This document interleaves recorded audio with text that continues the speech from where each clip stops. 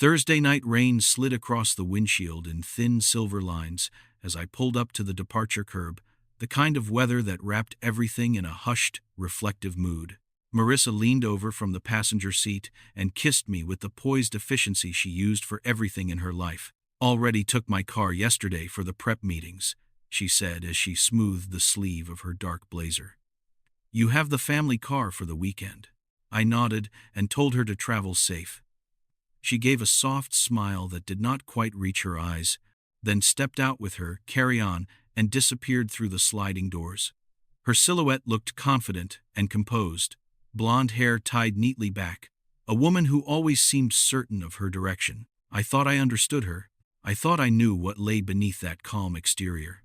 I had no idea. Behind me, Noah sat in the back seat, half hidden by his hooded jacket.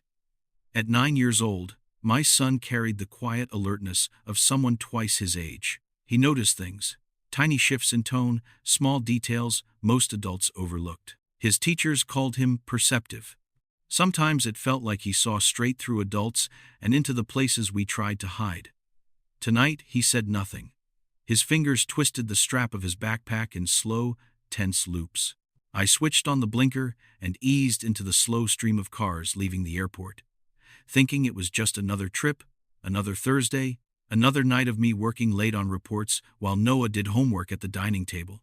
Routine, predictable, safe. We had barely merged onto the main road when Noah suddenly reached forward and grabbed my arm. Not a tap, not a request for attention, but a tight, desperate grip that made my whole body tense. "Dad," he whispered, voice shaking, "do not go home tonight." I glanced at him in the rearview mirror, surprised, ready to say something comforting, something dismissive, something I had said too many times before. But Noah was trembling. His small fingers pressed hard into my sleeve. His eyes were wide and filled with a fear I had never seen in him. "Please," he said, barely audible. "Please believe me this time. This time." Those words cut through the calm I had built around myself for years. I was a structural analyst. My life was built on logic, calculations, measured decisions. I reviewed risk for a living, yet in my personal life I had ignored all the small warning signs, brushing them off as imagination or childhood anxiety. Noah had tried before, a strange voice he heard late at night through the cracked door of Marissa's home office. A car, he said, followed us for 3 days in a row. A drawer in Marissa's study she always locked when he entered the room. I told him not to worry. Adults exaggerate danger in their children without meaning to. I thought I was protecting him from unnecessary fear. Instead, I had taught him that his instincts were not worth listening to. And now, here he was, pleading for me to trust him. The wipers kept sweeping across the glass. The soft thud-thud sounded too slow, too calm for the sharp tension filling the car. I opened my mouth to ask what he meant, but Noah shook his head quickly. "Just do not go home," he whispered again. "Not tonight." His voice cracked on the last word. That sound, that thin break in his breath, lodged in my chest like a warning siren. I looked at the road ahead, the highway leading toward our neighborhood, the place where I had always believed safety waited. But something inside me shifted. The math was suddenly clear. The risk of believing him and being wrong was a wasted night. The risk of not believing him and being wrong was something far worse, something I could not even let myself picture. I merged into the next lane and took a quiet exit instead of the familiar one toward home. Noah drew a shuddering breath. "You believe me," he whispered. I glanced at him in the mirror and nodded slowly. "Yes, son, I do." His eyes filled with something that broke my heart in ways I did not expect. Relief mixed with guilt, mixed with fear. "I am sorry I did not before," I added. He swallowed hard and leaned back into his seat, still gripping the strap of his backpack. The farther we drove from the familiar road to our house, the heavier the air felt. I kept replaying every moment of the past few months in my mind. The long nights Marissa spent in her office, with the door locked. The way she sometimes slipped her phone face down the instant I walked into a room, the distant tone she used with me, as if speaking through a wall. I had blamed work pressure, travel fatigue, anything, except the possibility of something darker. We drove in silence. Noah watched the road through the window, and I could sense that whatever had frightened him, whatever he had seen or heard, it was real. I remembered what my mother used to say when she was still alive. Children may not understand everything, but they feel everything. They sense truth long before adults dare to look at it. By the time we passed the old industrial area near the outskirts of town, I knew I had crossed an invisible line. We were no longer going home. We were moving toward a night that would unravel every assumption I had about my marriage, my house, and the woman I thought I knew. I tightened my grip on the wheel as the rain intensified. I did not realize it yet, but Noah had just saved our lives. I kept driving until the lights thinned out and the quiet edges of our neighborhood came into view. The rain softened into a mist, hanging low over the rooftops like a veil. I slowed the car as we approached our street, my hand steady on the wheel, even though something deeper inside me was tightening with each block. Noah was awake now, watching every shadow through the glass. When I turned off the main road and stopped behind two tall trees across from our house, he let out a long, shaky breath, as if he had been holding it since the airport. "Are we staying here, Dad?" he asked. I nodded. "Just for a while. Until we understand what you heard." I killed the engine, and the world outside went still. Our home sat across the street, the porch light dim behind the rain, the windows dark. The house looked exactly as it always did. The blue front door, the trimmed hedges, the small lamp I had installed above the garage. Everything seemed ordinary, and yet I could feel something wrong underneath the quiet, something hiding in the calm. Noah leaned toward the window and hugged his backpack to his chest. He was trembling again, though trying to hide it. "Tell me," I said softly. "What did you hear?"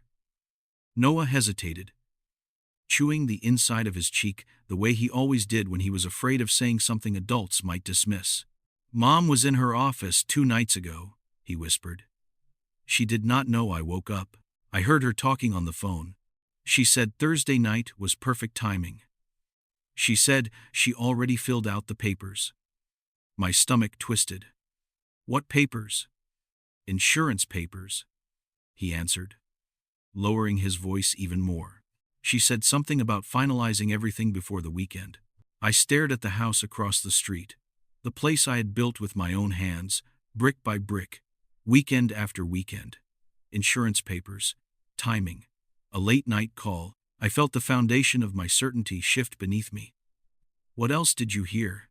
Noah looked down at his hands. "She said someone would take care of the rest.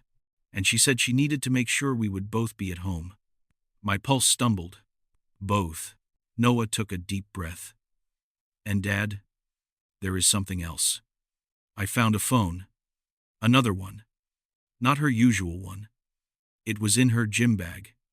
It had no case and no pictures. Just messages. And she took it everywhere. She locked her office. When I tried to tell her I saw it, my chest tightened. Why had I not noticed? Why had I chosen to believe everything was simply stress or travel fatigue? We sat in silence for almost an hour. Time dragged, thick and heavy. At 10:30, I began doubting myself. I had seen nothing unusual. No strange cars. No lights inside the house. No signs of danger. Maybe this was simply fear, spiraling in both of us. Maybe Noah had read too much into something Marissa said. I opened my mouth to say we should go check. Just check. A quick look. If everything was fine, we could laugh about this later. But before I could speak, Noah stiffened. His small hand shot out and grabbed my sleeve again. "Dad, wait." He pointed through the rain-speckled window. A faint shadow moved at the far end of the street. Then, another. I leaned forward, just as an unmarked vehicle rolled slowly into view. Its headlights were off. Its windows were dark. It crept past the neighbor's house, past the mailbox, then slowed to a silent stop directly in front of ours. My heart hammered. 2 figures stepped out. They were dressed in dark clothing from head to toe, their hoods up, their movements sharp and practiced. Not teenagers, not opportunistic burglars, professionals. They carried small tactical bags and glanced up and down the street once, quickly, confidently. No hesitation. No panic. They walked up our driveway as if they belonged there. I expected them to force the door, break a window, pick the lock. But one of them reached into his pocket and pulled out a key. A key only Marissa, Noah, and I should have possessed. He inserted it into the lock and turned it with the ease of someone who had done it before. Noah grabbed my arm. "That is the voice. Dad. That is the voice I heard on the phone." They slipped inside and closed the door behind them. The porch light flickered, as if reacting to their presence. I could hardly breathe. We watched from the dark interior of our car. Minutes passed with agonizing slowness. Then, dim beams of flashlights flickered behind the curtains. They were searching our home, room by room. Strategically, efficiently. I felt sweat gather along my spine despite the cold. "Dad," Noah whispered, "do you think they are here for us?" I pressed my hand gently over his. "I do not know yet," I whispered back, even though in my gut I already did. Something terrible was unfolding inside the home where my son slept, where we ate dinner, where Marissa kissed me goodbye day after day. This was no burglary. No random break-in. Someone had let them in. Someone had given them a key. And that someone was the woman I had just dropped off at the airport. Inside the house, the movements grew sharper, more purposeful. Flashlight beams cut across the curtains, sweeping in precise arcs, as if following a prearranged map. I leaned closer to the window without realizing it, my breath fogging the glass. Noah curled into my side, small and trembling, gripping my arm with both hands. He knew. Somehow he had known all along something terrible was coming. And now I was seeing it with my own eyes. One of the men stopped near the kitchen window. I recognized the silhouette of the counter behind him. He knelt and set down his bag.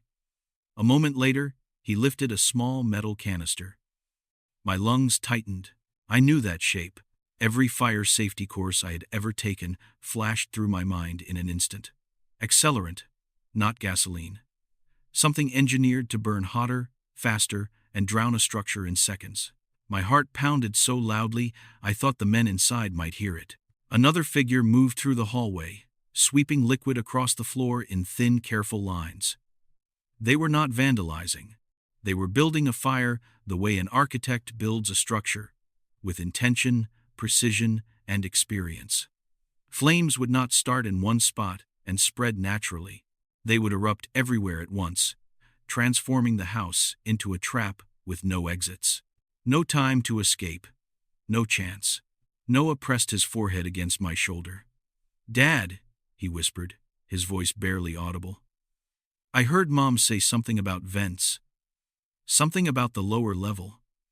I did not understand it then. A cold realization slashed through me. The vents, the basement, the electrical conduits, I had upgraded myself. Someone had studied the layout of our home.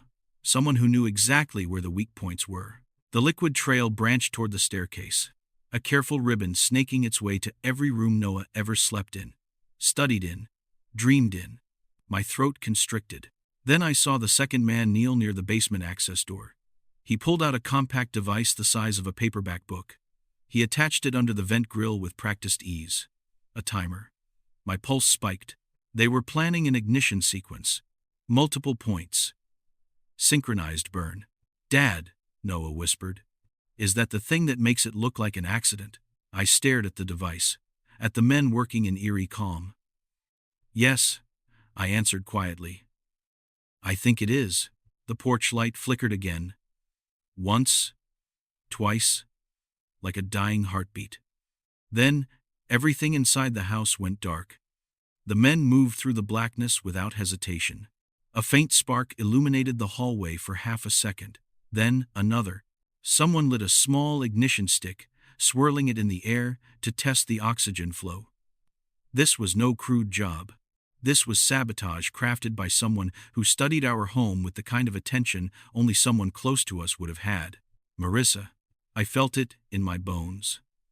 She had prepared this. The phone calls Noah heard. The locked drawer in her office. The sudden trips, the insurance papers. She had not been stressed. She had been planning something horrifying. Everything happened at once. A flare of orange erupted near the kitchen. At first small, then spreading unnaturally fast.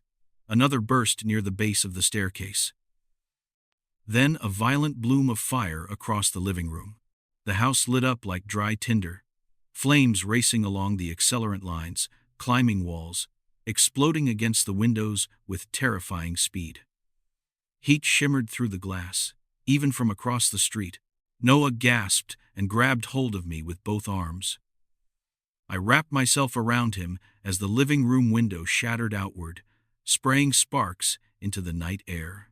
If we had been inside, asleep, unaware, the fire would have consumed us before we even woke. I felt a shaking sensation deep in my stomach. It was not fear. It was the unbearable understanding of how close we had come to being erased, without a warning, without a struggle, without a trace. The men stepped out of our front door calmly, almost leisurely, as if they had just completed a routine task. One of them glanced toward the street. I lowered my head instinctively. The man slid something into his pocket. A key. Our key. The one that should have been safe in Marissa's possession. They walked to their unmarked vehicle, climbed in, and rolled away silently, disappearing into the darkness as if they had never existed. Seconds later, a distant siren wailed. Someone else must have seen the flames. The fire consumed the roofline, embers floating into the sky like glowing insects. The night glowed orange, violent and hungry. Noah sobbed quietly, the sound muffled against my jacket. I pulled him into my chest. "It is okay," I whispered, "though nothing about tonight was okay. You saved us, Noah. You saved our lives." The fire trucks screamed toward the street, their lights painting the trees in red and blue. Firefighters leaped out, unrolling hoses, shouting commands. But I could see in their movements, their hesitation, the tilt of the chief's head, that they knew. They knew this was no ordinary blaze. They would not be able to save the structure. "Dad," Noah whispered again, his voice tiny, "is Mom coming home?" I looked at the burning wreckage of our life. At the house we built, the memories melting into smoke. At the fire that had been meant to bury us. "No," I whispered. "No, son. She is not coming home tonight." I drove away only when I was certain no one was watching the car. The fire trucks were still battling the blaze, shouts echoing through the neighborhood, the heat radiating all the way across the street. I kept my headlights off until we reached the main road. Noah sat, pressed against me. Silent, his breathing shallow, his small hands shaking from leftover terror. I could not afford to fall apart now, not when the night was still unfolding into something darker than anything I had ever imagined. We checked into an old roadside motel with buzzing lights and a worn carpet that smelled faintly of damp wood. I paid cash and used a false name, a habit I never imagined I would emulate from crime stories. Now it felt necessary. The less Marissa could track, the safer we would be. Noah lay on the single bed, staring at the ceiling with wide, exhausted eyes. He did not ask questions. Trauma has a way of locking words deep inside children until they feel safe again. I sat beside him and brushed his hair back. "Try to sleep, son. I am right here." Within minutes, his breathing softened, still uneven, but steadier than before. I watched him carefully, memorizing the rise and fall of his chest. The thought that he had been one locked door away from death only hours earlier made my skin crawl with a coldness deeper than fear. When I was certain he was asleep, I stood, grabbed my jacket, and stepped into the night. I could not wait for morning. I needed to know how deep this betrayal went, and I knew exactly where the next answer would be. Marissa's car. I drove back toward the airport, not to the terminal but to the long-term parking structure where she had left her vehicle. The concrete building felt colder than the night air outside. I moved quietly, taking the stairs instead of the elevator, listening for footsteps. Each floor echoed faintly, a hollow metallic sound that made my heart race. I reached the level where I remembered, she said. She parked before her earlier flight. The rows of painted lines stretched into dim distance, shadows settling between each car like crouching figures. Then I saw it. Her hatchback, parked neatly in a corner space beneath a flickering light. The faint yellow glow above it pulsed erratically, illuminating the metal surface in uneven waves. For a moment I simply stood there, watching the car, feeling my throat tighten. This car had carried her to work, to the gym, to dinners with friends, to wherever she had been going late at night while I slept. And now it sat before me like a vault waiting to be opened. I pulled out my old key ring. Most people forget that years ago, manufacturers used physical keys as backups. So did Marissa. She had never realized I kept my spare. When the lock clicked open, it felt too loud in the silent garage. I slipped inside quickly and closed the door. Her scent still lingered faintly. A clean, cool fragrance she had worn for years. Something inside me twisted. How long had that familiarity been hiding something monstrous? The interior was spotless, too spotless. Marissa was neat, but this went beyond habit. No receipts in the cup holder, no crumbs, no hair ties. The console empty, except for a small pack of tissues.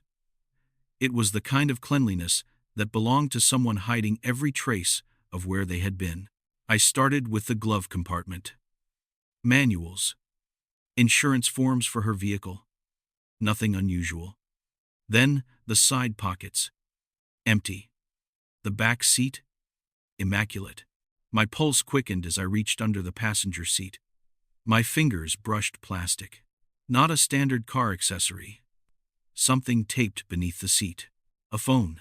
Black. Small. Cheap. The kind criminals call disposable. My mouth went dry. I powered it on. It vibrated to life with a dim, almost dying battery. One contact labeled C. One folder of messages. I opened it. The first message punched the air out of my lungs. Marissa, I do not want to wait anymore. Thursday night is final. The reply from C. Calm. Everything is ready. Use the documents and leave the key where we agreed. Key. I closed my eyes. The men had entered my home with ease. She had handed them our safety like a gift. I scrolled. Marissa, make sure it looks like an accident. The smaller one should not run. If he runs, it ruins everything. The smaller one. Noah. My son. Her son. Disposable in her eyes. An obstacle. A detail. My hands trembled uncontrollably. I forced myself to keep reading. Marissa, I signed everything. The insurance will clear after confirmation. Then, we leave. Then the final message. Sent the morning of the fire. See, after tonight, you are free. I swallowed hard and leaned back in the seat, staring at the roof of the car as if answers might fall from it. But there were more. I reached into the trunk and lifted the floor panel.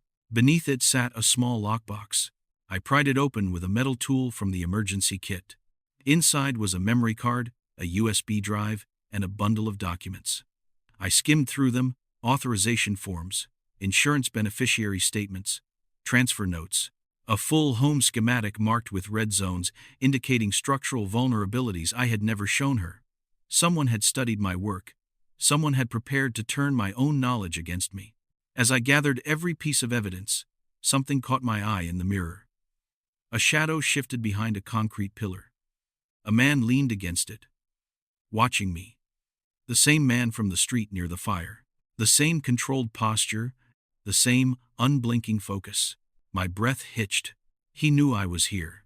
I slid the evidence into my jacket, started the car, and drove away without looking back. But I felt his gaze on me long after I left the garage.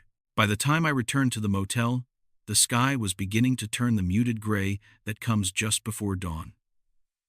Noah was still asleep, curled tightly around his backpack as if it were a lifeline. I sat on the edge of the bed and watched him breathe, steady and faint, unaware of the danger that had hovered so close to him.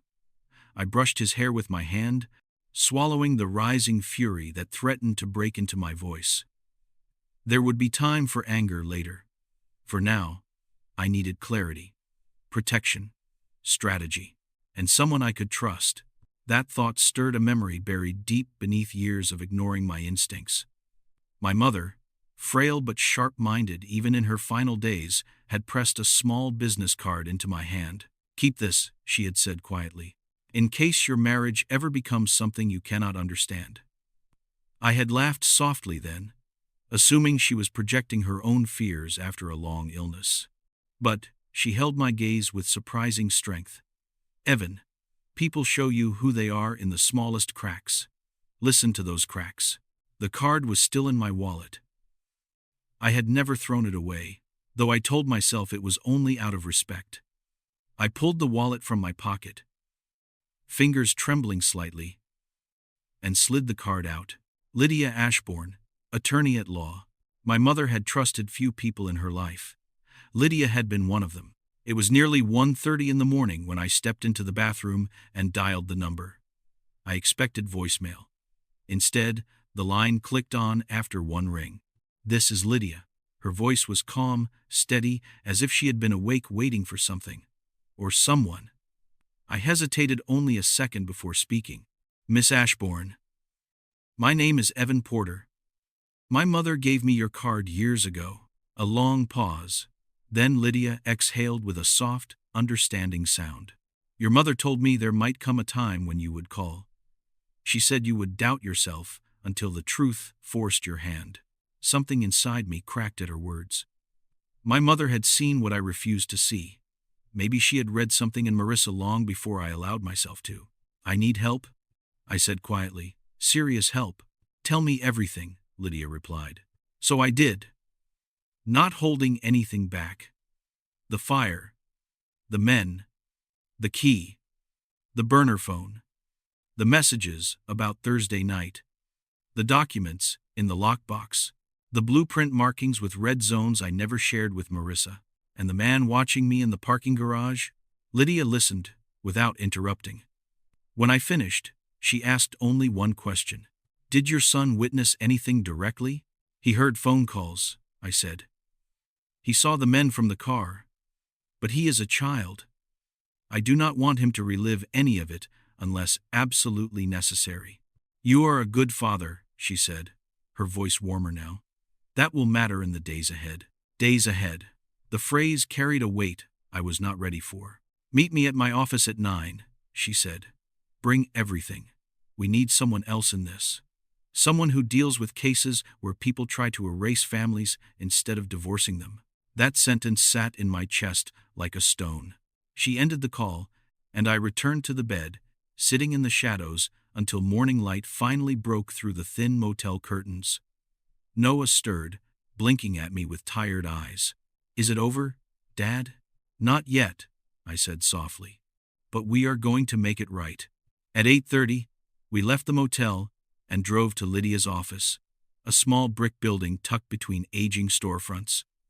She greeted us at the door, her expression serious but kind. Silver hair tied loosely, eyes sharp with experience. She gestured for Noah to sit in the waiting area with a warm drink while she guided me into her office. I laid out the evidence on her desk. The burner phone, the documents, the printed messages I had photographed, the USB drive, the memory card. Lydia examined everything slowly, carefully. When she reached the message about the smaller one should not run, she closed her eyes briefly, as if steadying herself. When she opened them, her gaze was sharper than before. "This is more than enough to prove conspiracy," she said. "But Marissa can claim the phone was stolen. She can say the documents were forged. She can argue someone framed her. A skilled defense team will muddy every detail." My stomach tightened. "So we have nothing." "You have a pattern," she said firmly. "A powerful pattern. But what you need is a confession." In her voice. "In public. Somewhere with cameras and witnesses." I looked at her, uncertain. She held my stare. "Evan, we need someone else for this. Someone who understands how people behave when they believe they have succeeded, or when they think the authorities have discovered their plot." She picked up her phone and made a single call. A man walked through the office door minutes later. Tall, composed, with tired eyes that had seen too much. He introduced himself as Detective Jonah Reeves. I shook his hand. His grip was firm. Jonah reviewed everything in silence. His jaw tightened when he read the messages. When he saw the blueprint modifications, a flash of anger crossed his face. "This is not just attempted murder," he said quietly. "This is premeditated erasure." Lydia nodded. "We need her to admit it." Out loud. Jonah leaned forward. "We set a meeting. Make her think the authorities found remains. She will show up. She will try to control the story. And she will talk." He looked at me intensely. "You are the one she thinks is dead. That makes you the one she fears most." My throat tightened. "What if she suspects?" Jonah shook his head. "She will not. Not until she sees you with her own eyes. And when she does, she will unravel." Lydia placed a gentle hand on my arm. "You are not alone in this, Evan. We will protect you. And we will protect your son." I nodded slowly, the fear in my chest shifting into something else. Resolve. For the first time since the fire, I felt a direction forming. A path. A chance to bring the truth into the light. The next morning arrived with a thin, pale sunlight that felt far too calm for what was about to happen. I had barely slept. Every time I closed my eyes, I saw the house burning, the men moving through the darkness, Noah's terrified face pressed against my shoulder. But there was no time to unravel. Today was the day we would pull apart the mask Marissa had worn for years. Today was the day she would reveal who she truly was. Detective Reeves and Lydia sat with me in Lydia's office as we finalized the plan. Noah remained in the lobby under the supervision of one of Lydia's assistants. Reeves tapped the table lightly as he spoke, his voice steady and controlled. "We sent the message last night," he said. "She thinks the fire investigation team found remains and needs her to identify partial evidence for insurance confirmation. She believes she is meeting a senior investigator. Instead, she will walk into a cafe full of my team." He nodded at the black fabric pouch on the desk. Inside was the transmitter, a small body mic attached to a compact recorder that sat against the skin like a second heartbeat. Reeves explained how it worked, how to speak clearly, how to avoid touching it. He taught me simple strategies. Ask open questions. Let her fill the silence. Never accuse directly. Guide her gently until her guard drops. "People who think they have fooled the world love to admire their own handiwork," he said with a grim tone. "And she thinks you are dead. She will feel safe admitting things she should never say in public." My hands trembled slightly as I fastened the small device inside my shirt. Lydia watched me with an expression that mixed concern, strength, and a quiet kind of sorrow. "Be prepared," she said softly. "Sometimes the truth we fear most is not the crime, but the person who committed it." I understood what she meant. I was not just facing a criminal. I was facing the woman I once loved. The woman I thought I knew. The cafe was located in a calm corner district, the kind of place where people worked on laptops or read morning news with warm pastries. It had large windows, soft lighting, and the gentle hum of conversation. Perfect for witnesses. Perfect for recording. By the time I arrived, Reeves's team was already in place. A man near the corner table pretending to type on his computer. A barista who moved with practiced tension. A couple by the window who seemed too focused on their coffee. All of them undercover officers, ready for whatever happened next. I chose a table at the window, my hands wrapped around a cup I did not drink from. The warm ceramic helped steady me. Reeves's voice buzzed faintly through the earpiece. "Audio is live. Do not worry. We have you." The clock on the wall ticked toward 10. My heartbeat echoed each second. My palms dampened against the cup. Then, at 2 minutes past the hour, the door opened. Marissa stepped inside.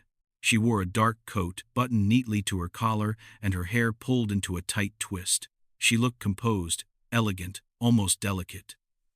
But when her eyes landed on me, all color drained from her face. Her lips parted slightly, and for a long moment, she did not move. The shock rippled through her body like a wave. Her steps toward the table were slow, mechanical.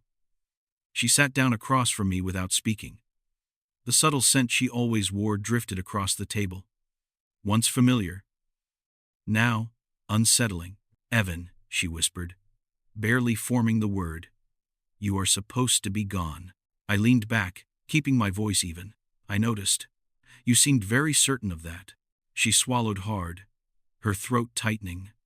She glanced toward the door, scanning for the investigator she believed she was meeting. When she found no one, her gaze snapped back to me with sharp suspicion. "How are you here?" she asked. "How did you survive?" I let the silence stretch just long enough. Then I said quietly, "Noah saved us. He heard things you did not think he would understand." Marissa blinked, a twitch of irritation crossing her features before she masked it. She leaned forward, lowering her voice. "You should not have come, Evan. You should not have shown yourself." I kept my tone calm, steady. "What happened to our home?" Marissa. Her jaw tightened. She glanced around again, more nervous now, her fingers tapping the edge of the table. When she spoke, her voice carried a rehearsed flatness. "There was an accident. You know that house had issues. You? No." I cut her off gently. "Not this time. We both know. What happened was not an accident." Her eyes flicked to mine. For a brief second, something sharp flashed through them. Then something colder. Resignation. The kind someone feels when the performance they rehearsed collapses. "What do you want?" she said, her voice thin and brittle. "Why are you here?" I leaned in slightly. "I want to understand why Thursday night mattered, why those men had a key, why the fire was planned to leave no survivors." Marissa stiffened. Her mask faltered. Her eyes flicked away. And in the quiet that followed, I saw it the shift Lydia warned me to expect. The moment when a liar, cornered and confused, begins to speak, not to deny, but to justify. Her voice came out barely above a whisper. "You were never supposed to live through it." For a second, her words hung between us like a suspended blade, sharp enough to split the air itself. "You were never supposed to live through it." She said it without trembling, without apology, as if stating an unfortunate delay in a plan she had already accepted. My breath caught in my throat. I felt my pulse in my fingertips, in my jaw, in the weight of my chest. Somewhere in my ear, Detective Reeves said quietly, "Keep her talking, Evan. She is opening the door. Let her push it wider." I steadied my voice. "Marissa, what do you mean by that?" She let out a long, controlled breath.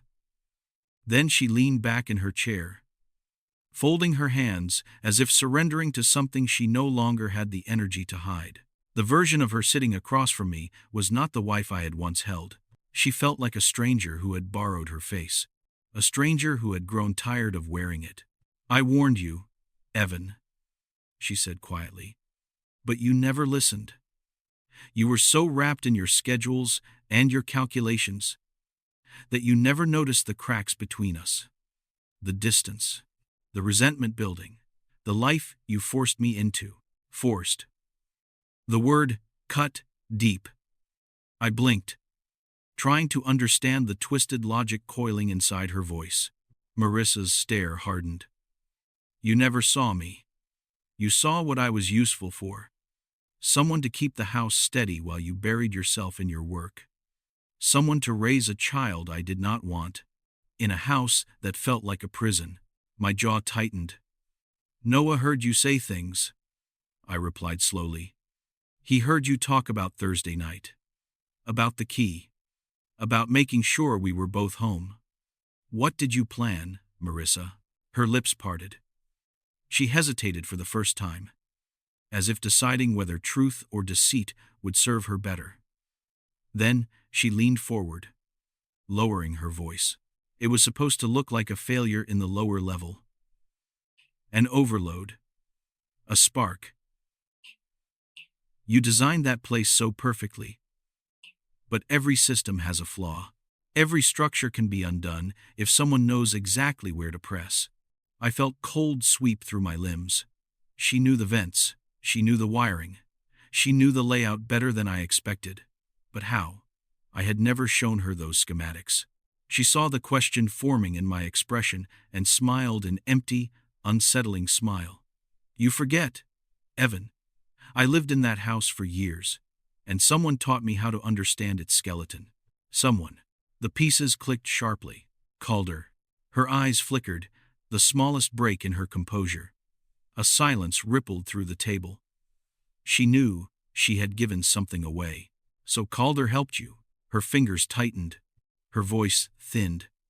He understood what I needed. He understood I wanted out. He understood my life had been reduced to schedules and bills and obligations. And he knew how to help me escape. Escape. The word tasted like poison. You could have left, I whispered. You could have walked away. You could have divorced me. Her laughter came out low, bitter, without warmth. Divorce. Really, Evan? Do you think someone like me could walk away cleanly with nothing? Do you think I spent years suffocating just to accept half of a life I never wanted? I stared at her, stunned. She continued, her tone rising. Calder knew people who could help build a new start. New name, new accounts, new country. But we needed capital. Liquid capital. Your life insurance was the easiest path. A clean payout. A tragedy. A grieving widow. A mother, mourning a child. And no one would question my leaving. My stomach churned. You agreed to kill our son. She went still. Then she said what I feared most. He was an anchor, Evan. And I refused to be dragged down any longer. The words were cold, final, irreversible. Noah was sitting only 2 buildings away from us, unaware that his own mother had just referred to him as weight she had wanted to cut loose. I felt a sickening ache rise in my chest. Reeves whispered in my ear, "Keep her going, Evan. You are almost there." I swallowed hard. How long have you been planning this? Months. Longer, even. She sighed, her voice flattening. Calder and I reconnected last year. We realigned our goals. He knew how to disappear. He knew how to restructure documents. He knew people who could clean up after the fire. All he needed was my cooperation. So you gave him our home, our belongings, our lives. She tilted her head, almost bored. I gave him access. You built a fortress thinking it protected us. But all fortresses fall from within. Her eyes met mine, and for the first time, I saw something behind them. Not anger, not guilt, relief. She felt relieved to finally speak out loud what she had hidden under years of forged smiles, as if the truth was a burden she no longer wanted to carry. You ruined everything by leaving the house, she said quietly. If you had just gone to bed like always, you would have died without ever knowing. Something inside me cracked at those words. Something beyond betrayal. Something deeper. Grief for the version of Marissa I once believed in. The ghost of a partner who never truly existed. Why now? I whispered. Why tell me all this? She straightened her coat, her voice turning sharp. Because it does not matter anymore. You are alive. But you cannot prove any of this. You have nothing, without a recording or a witness. And no one will believe a man who claims his wife burned down his home. Detective Reeves's voice echoed softly in my ear. We got it all. I pushed my chair back slightly. Marissa frowned, confused by my sudden calm. What are you doing? She asked. I opened my jacket just enough for her to see the small black mic clipped beneath the fabric. Her face drained of color. Her breath hitched. She froze. The cafe door swung open. Detective Reeves stepped inside, badge raised. Marissa Porter, you are under arrest. The barista reached under the counter. The man with the laptop stood up. The couple by the window rose. All officers. All closing in. Marissa stumbled to her feet, eyes wild, mouth trembling open, as if she could pull the words back into her throat before they condemned her. No. No, Evan. You cannot do this. You cannot. Reeves took her wrists, snapping the cuffs into place with a swift metallic click. You did this, he said calmly. As she was led toward the door, the cafe fell silent. Her voice broke through the quiet, ragged, and furious. You ruined my freedom. I stood slowly, my hands shaking, my voice barely steady. No, you ruined your own.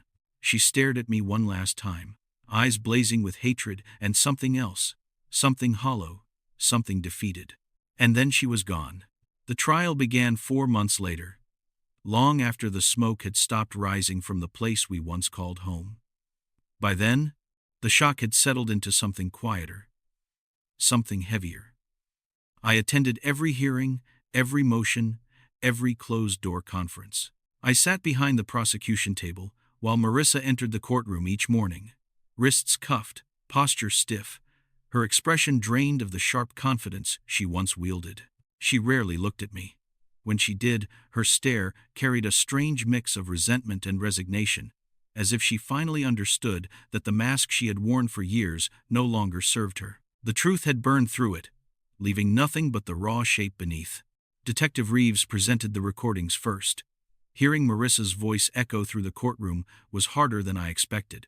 Every sentence sliced cleanly through the quiet. You were never supposed to live through it. He was an anchor. I warned you. The smaller one should not run. Each word felt like a blade. But they were necessary blades. Necessary truths.